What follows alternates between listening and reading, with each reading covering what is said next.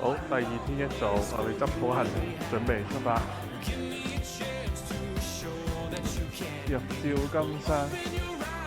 咁啊，呢個升級咗嘅酒店啦，升級咗嘅酒店，咁啊免費㗎，跟住咧，睇下啲動物。本身訂呢間酒店咧，就因為呢個草地同呢度啲動物園。係咪揾小朋友啊？哇！個個都要食喎。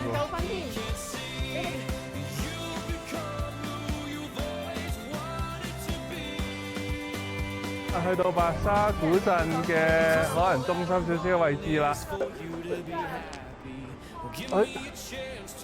咁啊麗江就先食呢個牦牛火鍋，呢個就牦牛火鍋。嚟到呢個玉龍雪山購票區，可以嘅呢度。哇！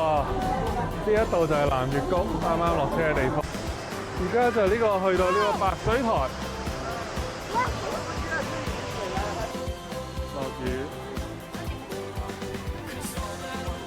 南月谷。好，麗江古城啦，個古城。好，麗江古城特色之一大水車，好多人知喺度。其中個識離除啲嘢就係呢一度啦。